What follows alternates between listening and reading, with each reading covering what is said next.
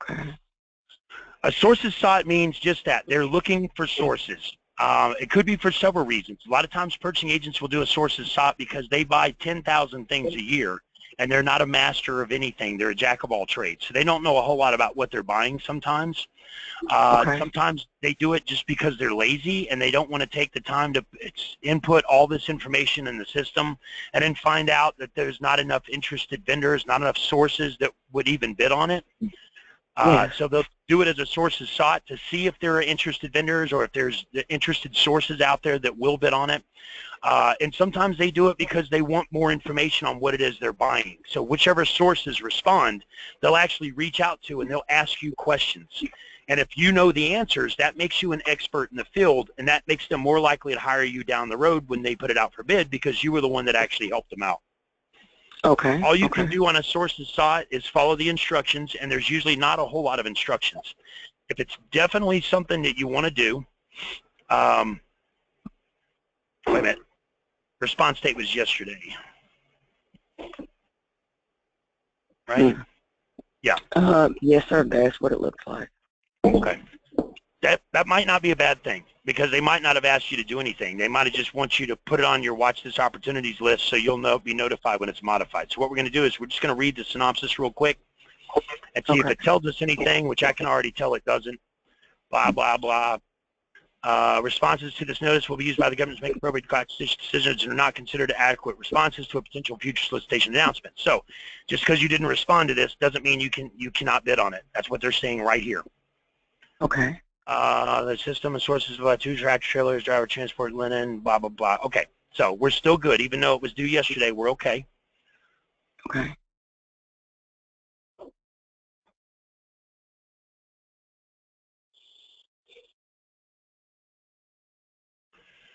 Services responses to this request shall include a cap statement, 3 references, similar services. Responses should include name, point of contact, size, standard, all that for so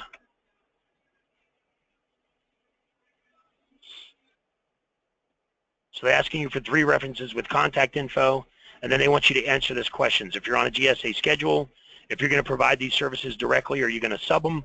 Are you a small or large business? If small, does your firm qualify as small, emerging small, or small disadvantaged? Small disadvantaged is a registration through the state, through the Department of Transportation. It's not a federal registration. It's through the DOT, and you can get it if you're a woman, minority, or veteran, and you fill out the paperwork and qualify. It's not something you can go do today, and it'll be done today. Small business, yes. Emerging small, emerging business.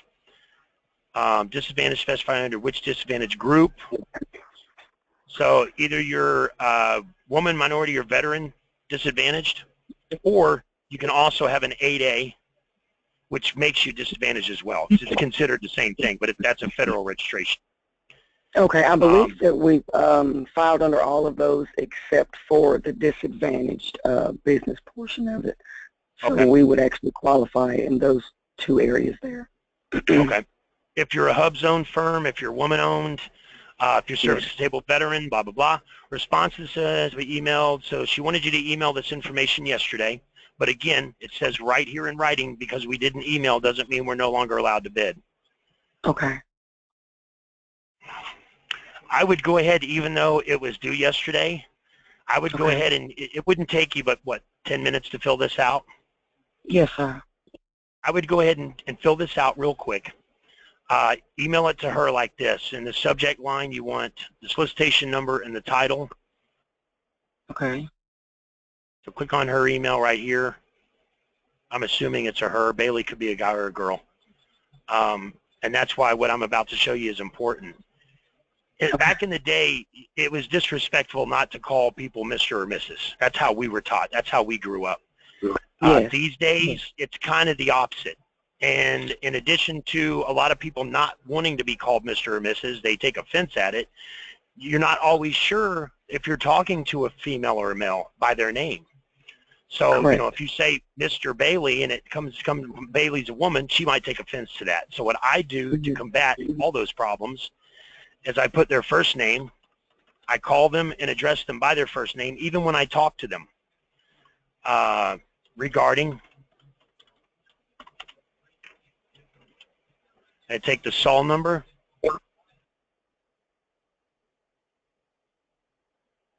Okay.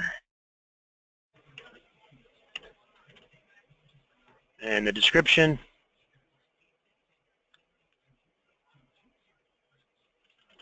Paste that in the subject line. Get rid of all this stuff. Don't have anything on this email except the attachment that they're asking for. Because any of those links can get your email blocked. Set it up so that you get a read response and a delivery response. You can do that. That's fine. Okay. And then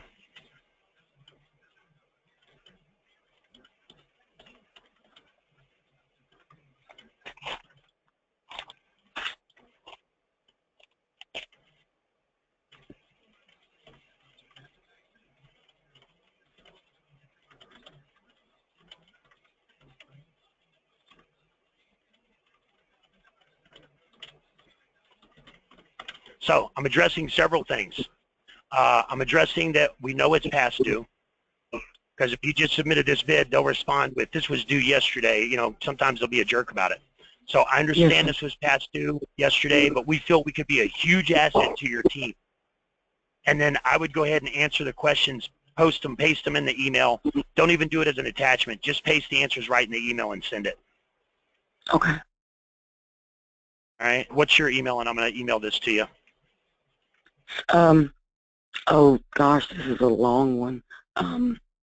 Would you rather, well, it's Nellie, Nellie. Got there? Enterprises too? Got it. Yes. Okay. I don't know if anytime I'm to do that one. Yes, anytime you're sending an email to a federal purchasing agent, before you send it, cut the subject line, paste it back in the body of the email, and that should run a spell check on it as well. I say should, and it didn't.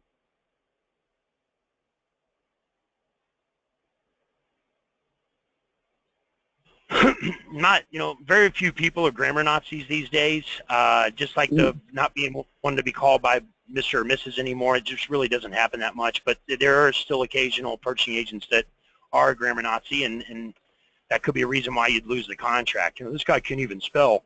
Why would we hire him to build a nuclear power plant? Yes. Any other questions on this one? No, sir, that would be it. That's all you can do for now. Make sure you click watch this opportunity. It's going to make you log in to do it. And because, is it going to let me go back? Yeah. If there were no instructions on what they wanted you to do, or because we've missed the deadline, I would go ahead and add you to the interested vendors list as well. Okay. And at least that way the purchasing agent knows that you're watching it, knows you're an interested vendor. It's going to put you on the list, and it's going to be public. But because this is a source of sought and we missed the due date, we definitely want to show any interest we can. All right? Okay. Yes, sir. I sure do appreciate that. No problem at all. You can thank me after you win your first contract, all right? Yes, sir. Who's next? Anybody else have a bid solicitation proposal they want to work on, or a question about a bid solicitation proposal? I don't see very many John, people on the audio. Hello? Yes, sir. Yes. Go ahead.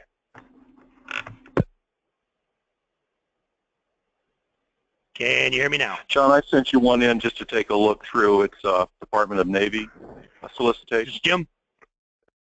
Pre-solicitation. This is Jim Shegog? Yes. Okay. All right. Got it right here.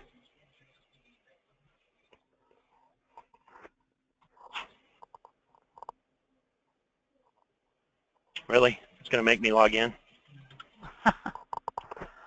I keep me logged in, and it doesn't work. Every couple of days it'll disconnect.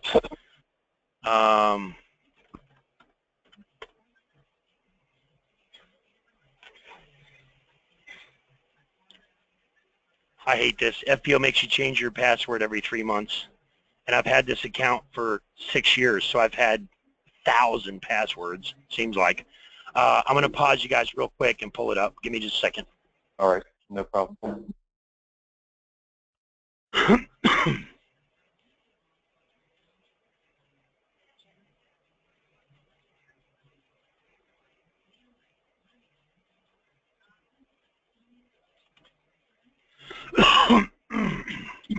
Excuse me.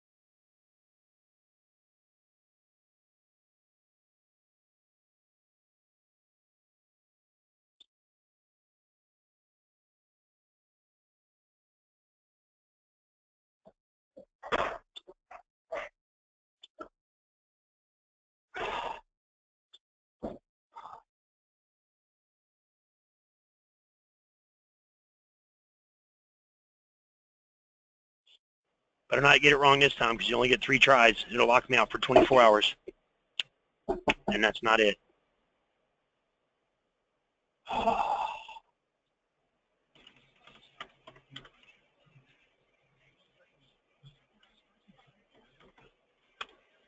Yay! Third time's a charm. Okay, so once you're logged in, it'll allow you to add yourself to the interested vendors list. You can see who's on the interested vendors list. There's 14 people. That does not mean there's 14 bidders. Okay, Marvin Heyman's trying to sell proposal writing services, so he's using this to market himself. More than likely, they're going to bid or they're going to interested in being a subcontractor. Same thing with them. Same thing with them. Same thing with them. Probably not. These guys are selling something. That's why there's blanks in here, more than likely. Frank Riley's a bid protest attorney. He's not going to bid on this. And that's me because I just added myself. Right. So I think we're still in the Biloxi laundry transport, John? Yes. Oh, we are. I'm sorry. I didn't pull. All right. Duh.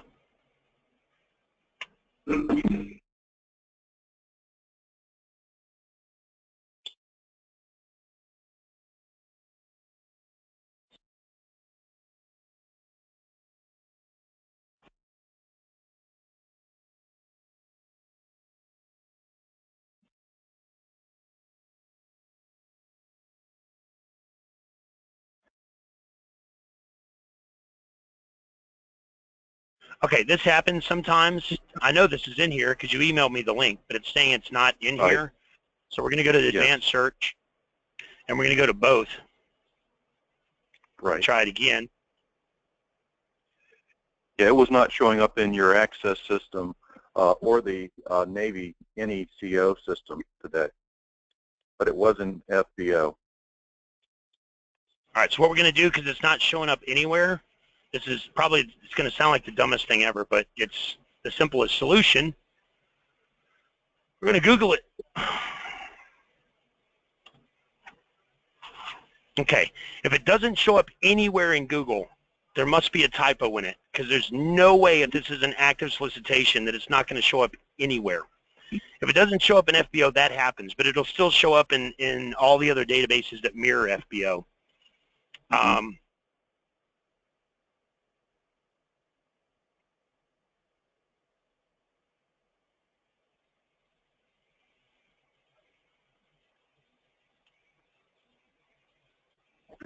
It's the same.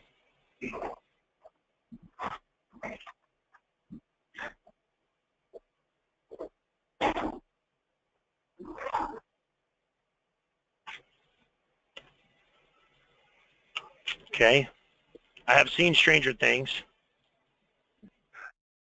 Hey, John, I'll send you the documents I actually took out of the registration, and Okay. so I can ship it your way. So that way we're not You got it. wasting time on searching for it. And we'll come You back got to it. me. Thanks. No problem. No problem. All right. Anybody else have a bid or solicitation or proposal they want to work on? Just state your name and.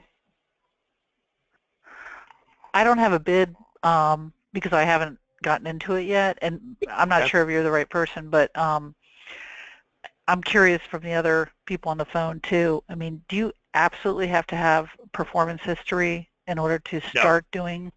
Absolutely Okay, not. it just seems almost impossible to get it going. That's the old catch-22, and we've all been there, because when we were in high school and we went out looking for our first job, we got turned down quite a few times because we had no experience. Right. You know, and I heard that, well, I can't hire you because you have no experience. Well, how am I supposed to get experience if no one will hire me because I have no experience? Look at it this way. Everybody in this system, even vendors like miscellaneous foreign contractors, like these guys are huge brokers. Okay.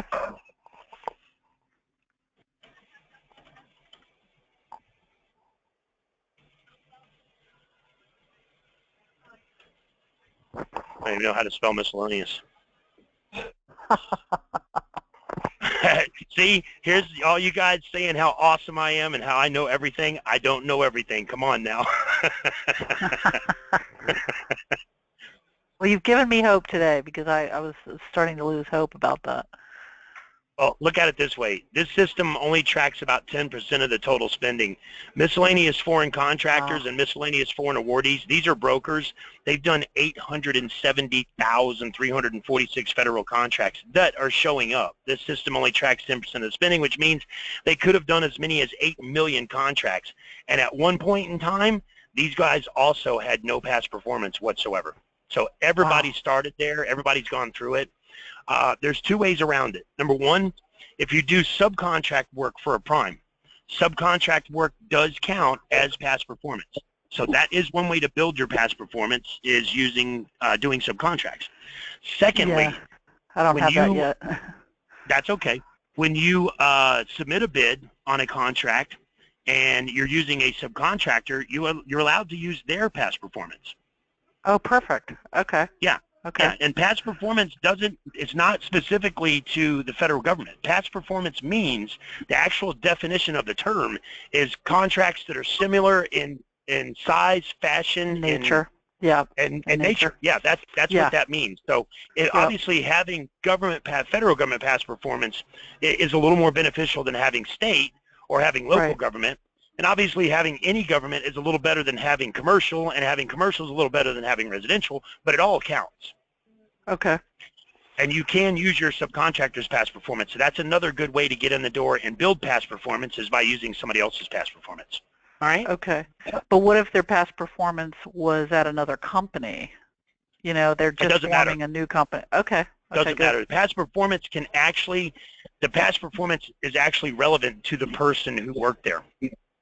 So it's more like it's an experience, you know, when you're listing it. Yeah. Yep. Okay. Check this out. I had a gentleman who won a contract, and he listed his past performance. He listed one job under his past performance. When he was a subcontractor in college, he worked for Boeing as a subcontractor. That's what he put on his paperwork. Well, they didn't ask him for additional details. But the bottom line was he worked day labor, and they hired him to sweep floors at Boeing. Wow. And he used that as his past. Hey, he worked for Boeing as a subcontractor, so technically it was true. Wow. Well, what about your references? What's the best references to? I saw with the laundry business that they asked for 3 references. So, I mean, are you putting people who worked with you, or what's the best thing? I would use the best references you have, whether they be business or personal. And I can tell you this, and I know this for a fact, since I've been here, since 2009, I've had I teach people how to broker. So I have a lot of startup companies that come to me, and they broker contracts. They have no experience. They have no past performance. They have no references. And I tell them to use me as a reference. And out of the probably thousands of people that have used me as a reference, I've never once been called to verify that reference. Not once. Yeah. Well, that's funny So, because I've been used as a reference for people seeking GSA, and they always called me. GSA is different. That's a whole nother story.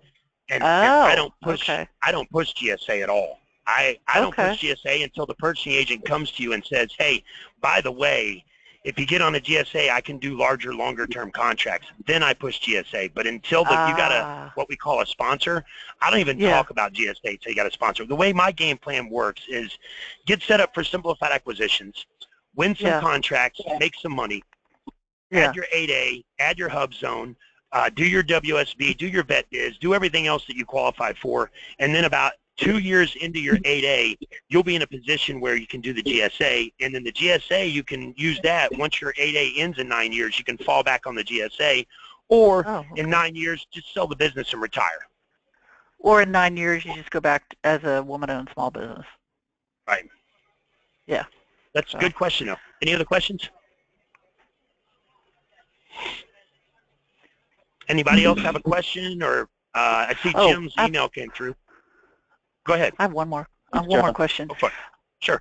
I'm sorry. Go ahead, John, since I already did a question, but I have one more when you're done. No, just go ahead and answer real quick. Okay. Go ahead. Do you know if they require bonding for construction? The government? Depends on the size. Really depends on the size small of the contract. Jobs, I mean, if I start small, I was just wondering, like, if you knew what the threshold was for bonding. There's not really a written threshold. Typically, things under, if something under 100,000, I rarely see bonding requirements for contracts under 100,000. Perfect. Okay. And I've seen construction jobs that were done by people that didn't even have a contractor's license. They were registered with the state as a handyman. And that particular job didn't require a contractor's license because they weren't doing anything that involved weight-bearing walls. They weren't doing anything that involved asbestos or actual construction or changing the configuration, Okay. Like when they have people install those cubicle things. That's considered construction, but it's not. Right. And sometimes they'll allow you to do that even without having a contractor's license because you're not physically changing electrical or changing plumbing or changing the structure of the building. If your contractor, if your subcontractor has a license, is that sufficient enough, or do you actually have to have the license? Nope. A lot of times that's sufficient, but that's something you definitely want to disclose up front. Okay. Got it. Right. And in some cases, you can do government contracts in other states under your local contractor's license. So let's say you're licensed in Florida as a contractor. A lot of federal contracts you can do in Georgia and Alabama and Mississippi without going and getting a contractor's license in that state through if it's a federal contract, only because FEMA. I mean, if FEMA needs you to come to Mississippi and do some repairs, there's not even government offices that are open. The state's flooded. It's out of business. So obviously you can't go get a contractor's license in Mississippi to help. Right. So in some instances, you can use your local license to do contracts in other states. All right? Great. Thank you so much. Not a problem. All right, Jim, we got the statement of work here. Yes. And this is a pre-solicitation, so no actual date for putting in the bid at this point. And you received this, you got this directly. You didn't find this on FBO. That's why the solicitations number is not coming up. Right? They reached out to you on this? No, I actually found this through the FBO this morning and copied the files in. They're 2 PDF files. But I had to dig deep. It was like 4 levels underneath it did not show up on the search on either your access system or the FBO, just doing a standard search, just like you found out. And this is one I'm going in partnership with a woman-owned business. So a lot of my questions are around how do we represent capability statement that's merged, and what your advice might be on the timing to put capabilities into the procurement officer, since they haven't set a deadline yet. You could merge and do one capability statement, and are you guys going to do this as a partnership, or are you going to do a teaming agreement? Yes. Really as a teaming agreement. Based on her woman-owned business, and it's set aside for woman-owned business. She's going to have to be majority owner of the partnership or the teaming agreement, and she's going to have to prove that she's doing more than 50% of the work. Okay. Because it's a woman-owned set-aside, it's going to have to, majority's going to have to be done by the woman-owned side. Okay. And that's in terms of delivery, John, in terms of the actual delivery of the work? You know, it's hard to actually prove those kinds of things. So a good technical proposal that details how she's going to be mostly in charge is usually sufficient. Okay. You know, keep in mind, purchasing agents are humans, and you've probably heard me talk about my 50-50 rule, that half the people on this planet have a good grasp on things, and they understand it takes us all as a team to make this work. And then the other half of the people on the planet are, they don't have a real grasp on things. They're kind of self-centered, and the world revolves around them, and they're lazy, and you know, they do whatever it takes to do the least amount of work possible, and blah, blah, blah. And right. I have people argue with me, it's not 50-50, it's like 90-10. And just always keep in mind, you're dealing with humans, and not to talk bad about government employees, but just people in general. Some of these guys are just doing the bare minimum to get by. They don't want to rock the boat. They could care less what you do or if you win it or not. They just want to do their job and collect their paycheck and get their retirement. So they're going to do the least amount of work required to fulfill their job. They're going to do the least amount of whatever, of making sure you do your job, or making sure you're not cheating the system, or, you know. Right. But then you've got, on the other hand, you've got some people that are extremely efficient and completely anal about all of this. And they will make sure that you are 51% owned and she's doing the majority of the work and blah, blah, blah. We usually don't run into that so much in these types of contracts. You'll find that more with G.S.A. You'll find that more with DAPA. You'll find that way more in the 8A arena. And this is why. Because you have very little competition in those arenas, and a lot of your competitors are killing it, and they know how the system works. And when you win one and they don't, they're mad, and they're going to find anything they can do to bury you. And that's when they go to the GAO and say, hey, he's not 51% woman-owned, or she's not doing the majority of the work, or they're the ones that report you to the GAO, and that's why the investigation happens. It's rarely the purchasing agent who starts that process, because that's more paperwork for them. That increases their job. It's usually not the purchasing agent that's the guy who, you know, gets you investigated. It's a competitor that you won against. Does that usually happen for the bigger jobs, the protests? Yes and no. I see them more often with larger contracts and less often with smaller, because you usually have less people bidding on them. And a lot of times on smaller contracts, you got people that don't know what they're doing that are bidding. So they don't even know they can protest it. Much less request a debriefing and find out why they didn't win it. They just keep submitting bids and hoping they'll win one and never do and don't know why. So yeah, it is definitely less in the smaller arena. Any other questions? Actually, Jim, I don't think I answered your question on this one. What was your question on this one? So you answered the first one around merging the capability statement. That's good. That's right. The second one is around should, you know, we have the capacity to do all that's required in the statement of work. There's no suggestion of formatting like many of these have.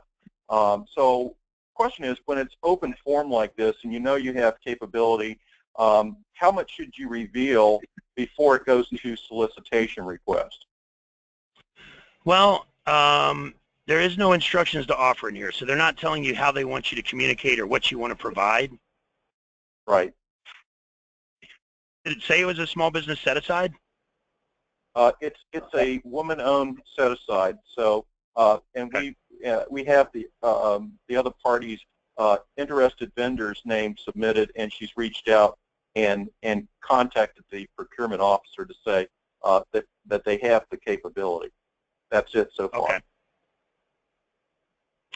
If it was a small business set-aside, almost like 99% of the time, especially this year, I've seen almost every contract this year that's a small business set-aside where it states in the, you've got the instructions to offer, which is what tells you what the government wants you to submit and how they want you to submit it. Sometimes in the instructions to offer, they also have a section called evaluation.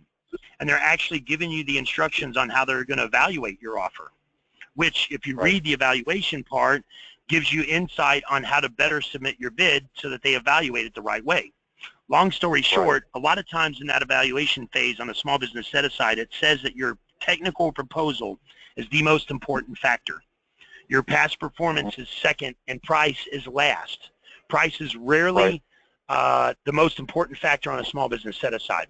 And so, therefore, if you have the perfect solution, if your technical proposal is spot on and well written and has the perfect solution, it doesn't matter how much past performance or what you're charging. They're going to go with you because you have the right solution. Keep in mind, some of these purchasing agents have no idea what they're buying. They buy 50,000 different things a year. I work with an occasional purchasing agent, like one of them, all she bought was blood and plasma. And let me tell you, she knows everything there is to know about blood and plasma. But most of these guys are jack of all trades. They know nothing about what they're buying. That's why they'll do sources sought, or they'll ask you to add yourself to the interested vendors list, or they'll do a Q&A, or they'll do an RFI, or request for information, because they don't know enough about what they're bidding on, what they're buying. I got you. I got you. All right. Yeah, perfect. That's very helpful. Thank you, John. Not a problem. Like I said, you can thank me after you win your first contract. You got it. Hey, anybody else have a question or bid? Just state your name and ask the question. Hi, John. Robert Mixon. I probably need to talk with you offline about the status of my application and stuff. I've had some conversations and email about making sure the DMV stuff was straight. I think I've got all that straight. I just don't have any acknowledgement that we're in a good place at this point in time. Okay. Yeah, you can get with me after the training. I take a look at it. No problem. All right. Thanks, John. No problem. Anybody else have a question or solicitation proposal bid they want to work on? Just state your name and ask the question. John, this is Debbie Webb again. I'm going to start looking at RFPs and so I'm just going to start getting into that. Is there a training tutorial of how to navigate, the best way to navigate the system, the most efficient way? I did put out a couple of them on my LinkedIn. If you go to my LinkedIn and you go to my post, there's one.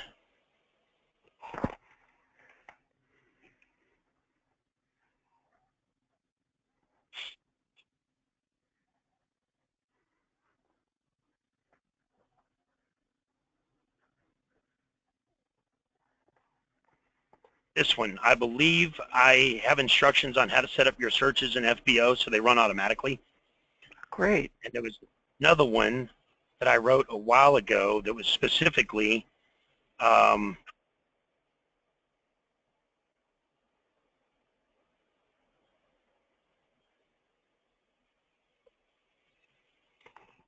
I've written a lot of articles.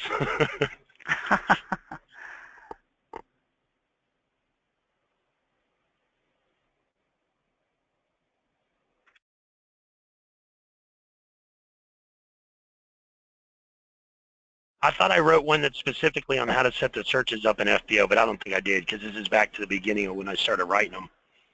Okay. This one I think may have instructions on how to set it up, and it's a good article. I've gotten 391 views. That's awesome. Okay. This is a good one too. If you want, the best way for you guys, if you want to check out all my media, go to my LinkedIn. I just put one up the other day with me looking over the fence like that neighbor from that movie, Heidi Ho, Neighbor. This has all of my media, every vehicle, every video, every article, everything that ever mentions my name or any articles or videos that I've written, they're all on this link. And there's hundreds of them. So if you guys really want to go through and see everything I've written, it's right here in one spot. Okay. If I can't find what I need on that FBO thing that you did, what else should I do? What else could I do? I could show you how to do a search real quick. It's not real difficult. Let me do that.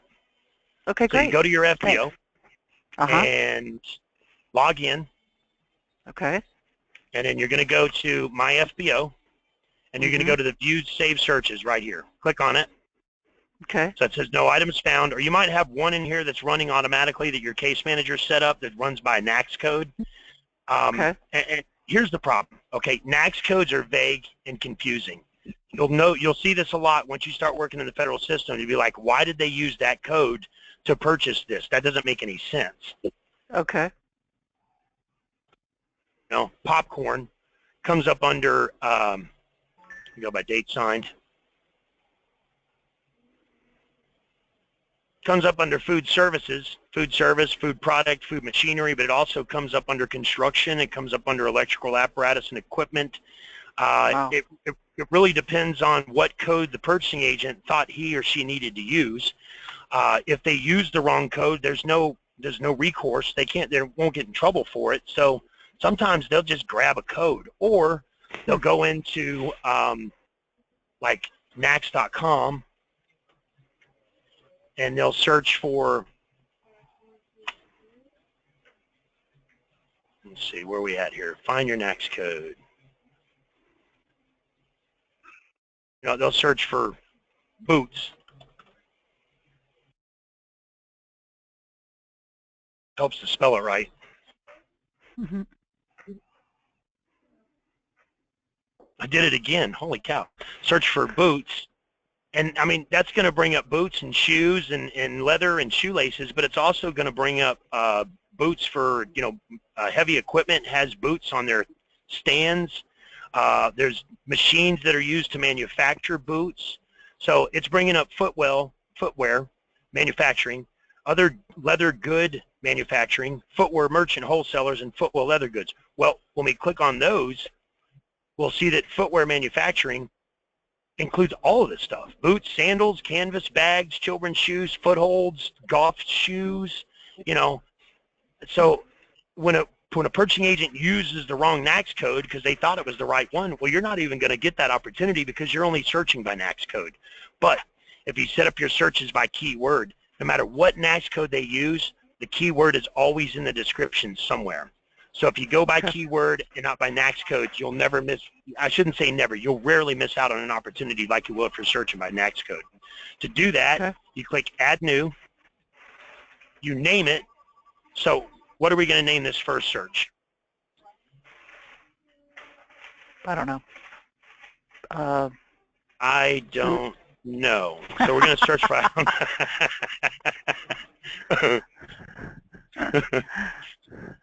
I got jokes. So just for example, if we were just searching one thing like asphalt, we just put in the name. If we only want to search a specific state, click on that state. Actually, do HVAC preventative maintenance. Can you do that one? Sure. Okay, because that's one of the things I'm doing. Okay, so what I would do in that case is I would just do HVAC and maintenance. I'd leave the prevented out. Okay.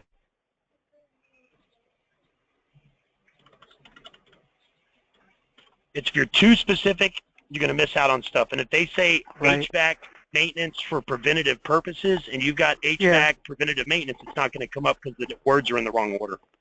All right. And it's D.C. and Maryland. Okay. Because you're doing more than one keyword, you want to put it in quotes and you want to put a capital and in between each keyword.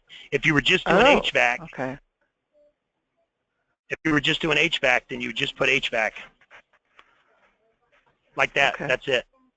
But if you're doing more than one keyword, put it in quotes and add a capital and in between each word. Now, you said you only want to do D.C. and Maryland. You don't want to do any other states. For now, you know, because I live in Maryland. So, yeah, just D.C. and Maryland. Okay. Some people say, you know, I only want to do our state because I'm only licensed in our state. You don't always have to be licensed in other states. You can hire subs to do it, and they can do it under their license. Just a thought. I mean, down the road, I can do that. But, you know, right now. So, to select multiple states, you hold down the CTRL button. It's the lower left-hand button on the very bottom left-hand, CTRL. Hold it down. And you continue to hold it. Click your state. And then scroll down. Maryland, yeah. And click your other state. And then when you let off the control button, scroll back up, make sure DC is still highlighted. Okay? The reason why that's important is because if you don't hold down the control button, when you click on a state, it automatically undeletes the rest of the states. Okay.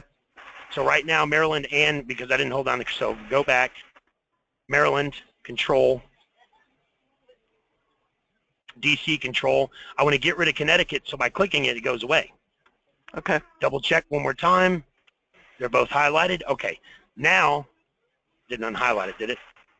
Nope. Nope. So now we're going to take our keyword, copy it, scroll halfway down to the keyword sol box, and paste it. That's it. You just created your first search. Wow. Don't do anything else. Don't click on any of this. Don't click on any of this. Don't select zip codes. Don't do anything else except what I just showed you. Name it, pick your states, copy and paste it into the sol keyword box. Don't click on any NAICS codes. Don't click on any PSC codes or FSC codes. Don't click on any of this. Just scroll to the bottom, save and schedule, and then scroll down and click yes to enable it. Okay. And it's done. Save it. Wow. And that's your first search. That'll run every day automatically from now on for the rest of your life. That's awesome. So you turn it off. That's great, because I had clicked on all that other stuff and I wasn't getting a lot back. That's why. Yep, that's why. You're being too specific. There is a way, you know, you're going to get a lot with this. If you're getting too much, there's ways to modify it and be more specific. Anyone who has not received my FBO cheats, let me know and I'll email it to you. And that shows you what this is called. This is called Boolean logic. And it's a computer language that's used for doing searches. So if you didn't get my FBO cheat sheet or you didn't get the acronym sheet or anything like that, let me know. I'll email it to you. Yeah, please send it to me. Yeah, definitely. Debbie Webb. Send me an email to remind me, and I'll do it after the training. Okay. You can make as many of these searches as you want, come up with as many keyword combinations as you want. You can't hurt the system, blah, blah, blah. Okay, great. All right. Thank you. No problem. Any other questions? Anybody else have a bid, solicitation proposal they want to work on, or a question? Just state your name and ask.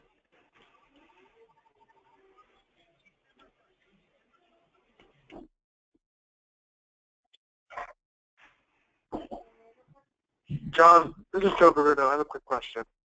Yes, sir. I was looking at the solicitation, and in part of the solicitation, they talked about how it is awarded, the contract is awarded, and they talked about the technical approach. What do they mean by the technical approach? Your technical approach would be your technical solution to their problem. If you're doing construction on a building, your technical approach is going to be your safety procedures, your what makes you different from the next guy.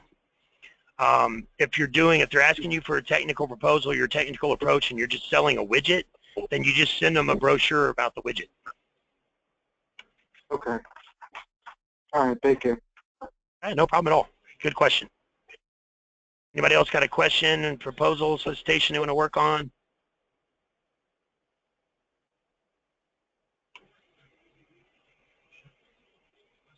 How often do you do these seminars?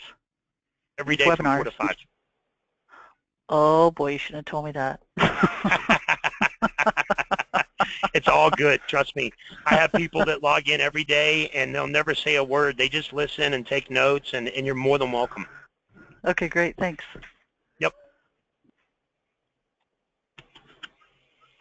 Anybody else have a bid or proposal, solicitation, or a question? Just state your name and ask.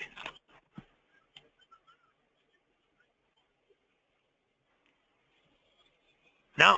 All right, it's 4:51. It's almost 5 o'clock, so if there's no other questions, we'll go ahead and shut this down for the day. Be back on here tomorrow, 4 to 5 p.m. Eastern.